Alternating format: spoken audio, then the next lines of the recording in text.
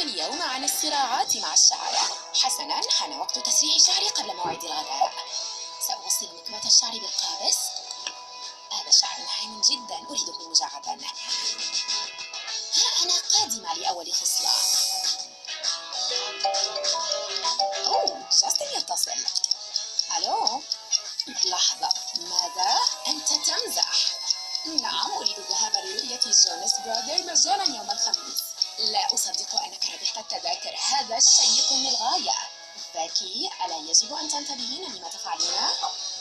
يا إلهي، لا يمكن أن يحدث هذا. مقصد ترك المكواة طويلا. حسناً، الماء دافئ وحان وقت وضع الشامبو.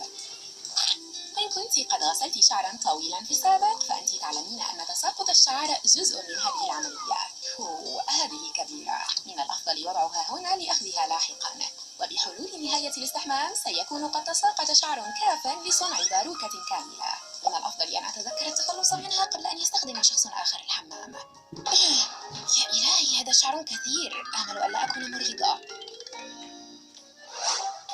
أتمنى لو كان بإمكاني تغيير مظهر شعري، لكن لا أريد الانتظار لحجز موعد في الصالون. أتساءل إن كانت القصة ستغير مظهري قليلا. واو، تبدو جميلة. ربما يمكنني قصها بنفسي، لن يكون بتلك الصعوبة. يجب أن يؤدي هذا النقص مهمة. يقال على الإنترنت أنك إن لففت هكذا فستنقص بالتساوي في خطوة واحدة. أيا كان من وضع هذه القاعدة فهو أحمق. الدرس المستفاد: اتركي تعديلات القصة لمصففة الشعر. حسناً، لقد مرت 40 دقيقة، يجب أن تكون الفطيرة جاهزة الآن. واو، رائحتها شهية، ويبدو شكلها أفضل من رائحتها. ستحبها باكي، فهو طبقها المفضل. من الأفضل وضعها على طبق، فالتقديم أهم جزئية. وانتهيت. يبدو أنه بانتظار باكي طبق حلا لذيذ. هذه إحدى ميزات العيش مع شخص يحب الخبز. بالكاد أستطيع منع نفسي من الهجوم عليها، الرائحة زكية.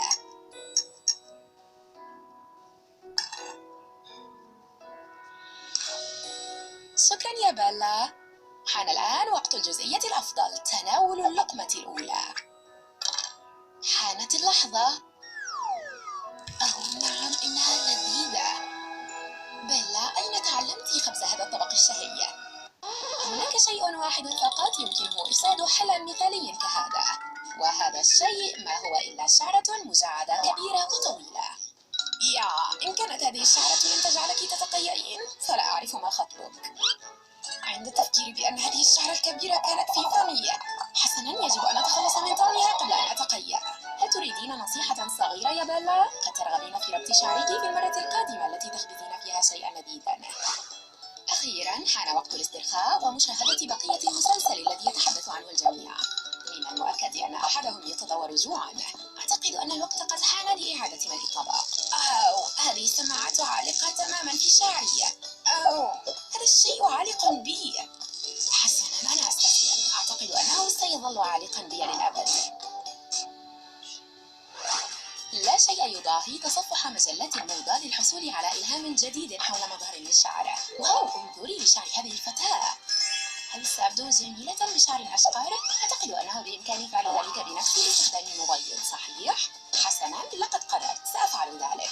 ماذا أضطر لإنفاق ثروة في الصالون إذا كان بإمكاني صبغ شعري في المنزل؟ لكن هناك سبب لدفع النساء مبالغ كبيرة لصبغ شعورهن في الصالونات، لأن العاملات هناك يعرفن ما يفعلن. كيف تحول شعري إلى اللون الأحمر؟ هل وضعت المادة الخطأ؟ وفجأة أصبح شعرك الغامق الممل لا يبدو سيئا للغاية، صحيح؟ استيقظي يا باكي وتألقي اليوم. هل يجب أن أغسل شعري هذا الصباح؟ يبدو فوضويا بعض الشيء، صحيح؟ حسناً، أصبح شعري نظيفا وجاهزا للتصفيف. سأغذيه ببعض المرطب قبل وضع أي حرارة عليه. والآن سأضع بعض الرغوة. روتين الشعر هذا يستغرق وقتا طويلا. عندما تسرحين شعرك تشعرين في الغالب أنك في سباق ماراثون. انتهيت من خطوة واحدة وبقيت 7 خطوات. في المقابل، بعض الفتيات لديهن روتين شعر مختلف قليلا. بمجرد اختيارك لزيك فأنت مستعدة للخروج، لأن شعرك مربوط في كعكة فوضوية ظريفة. ولا تزال باكي مستمرة، وأود أن أضيف أنها لا تزال في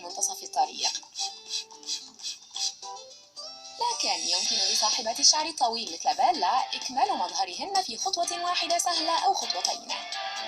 واو، هل كان هذا الشعر في كعكة طوال الليل؟ كيف تبدو القصة المثالية؟ هذا ليس عدلا، لم تبذل أي جهد. نعم، إنه يوم الصالون.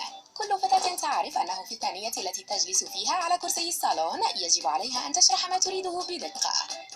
حسناً، أريد قص القليل من الأطراف، ربما إضافة بضع طبقات لكن بدون تغيير كبير. وبينما يبدو أن مصففة الشعر قد فهمت كلامك، إلا أن مقصها يبدأ في رسم صورة مختلفة. يسمون هذا المظهر دموع وقصات. يا إلهي، هذا أسوأ من مشاهدة فيلم رعب. أنا خائفة جدا لأن أنظر. حسناً، أعتقد أني بالغت في ردة فعلي. هذه القصة جميلة. يا إلهي، هل تشير الساعة للسابعة صباحاً؟ أعتقد أنه من الأفضل لي الاستعداد لهذا اليوم. والخطوة الأولى التخلص من نفس الصباح الكريه. لكن مع صاحبات الشعر الطويل قد تصبح المهام البسيطة مثل تفريش الأسنان معقدة بعض الشيء. لم تلاحظ بيلا أن شعرها تلطخ بمعجون الأسنان؟ نعم، ها هو. والآن يجب علي غسل الشعر.